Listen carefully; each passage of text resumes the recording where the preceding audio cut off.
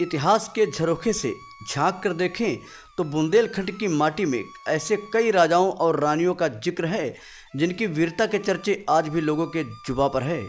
प्राचीन काल के सम्राट अशोक से लेकर मध्य में पृथ्वीराज चौहान, महाराणा प्रताप और आधुनिक इतिहास में रानी लक्ष्मीबाई जैसे वीर पराक्रमी नायकों का नाम इतिहास के पन्नों में सुनहरे अक्षरों में दर्ज है।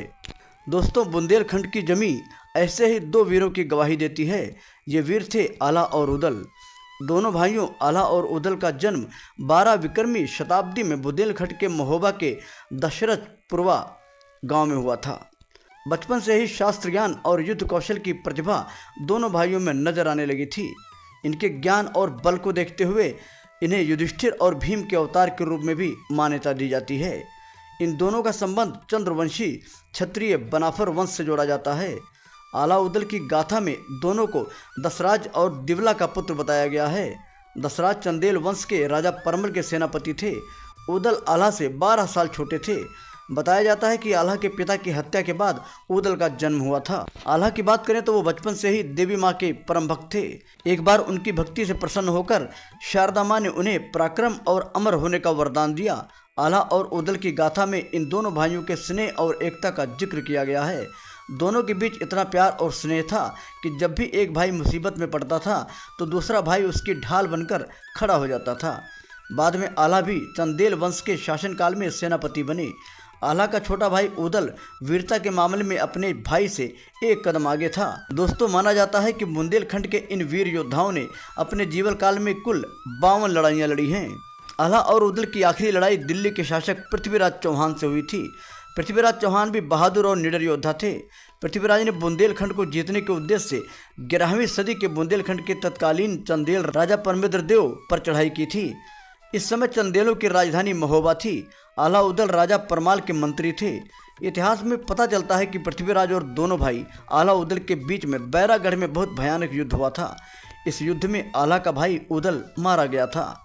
आला अपने छोटे भाई उदल की वीरगति की खबर सुनकर आपा खो बैठे और पृथ्वीराज चौहान की सेना पर मौत बनकर टूट पड़े थे। बताया जाता है कि उस वक्त आला के सामने जो भी आया मारा गया। लगभग 1 घंटे के भीषण युद्ध के बाद पृथ्वीराज और आला आमने सामने आ गए। दोनों में घमासान युद्ध हुआ और पृथ्वीराज चौहान बुरी तरह से घायल हो गए। आला ने अपने भाई उदल की मौत का बदला पृथ्वीराज चौहान को पराजित करके लिया। हालांकि माना जाता है कि आला पृथ्वीराज चौहान का वध करते इससे पहले उनके गुरु गोरखनाथ बीच में आ गए, जिनके कहने पर आला ने पृथ्वीराज चौहान को जीवन दान दिया था।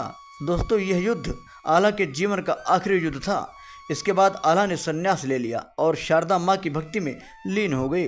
दोस्तों, जानकारी के लिए बताते चलें कि राजा परमाल के ऊपर पृथ्वीराज चौहान की सेना ने जब हमला किया तो आला ने पृथ्वीराज चौहान से युद्ध के लिए बैरागढ़ में ही डेरा डाल दिया था और यही माँ शारदा के मंदिर में जाकर इन्होंने पूजा की। माना जाता है कि आला को माँ ने साक्षात दर्शन देकर उन्हें युद्ध के लिए सांग दी थी। पृथ्वीराज चौहान को हराने के बाद आला ने मंदिर पर सांग चढ़ाकर उसकी नोक टेढ़ी कर वैराग्य धारण कर लिया था। इस सांग को आज भी कोई सीधा नहीं कर पाया है। यहाँ के लोग बताते हैं कि आज भी रात 8 बजे मंदिर की आरती के बाद साफ सफाई होती है और फिर मंदिर के कपाट बंद कर दिए जाते हैं।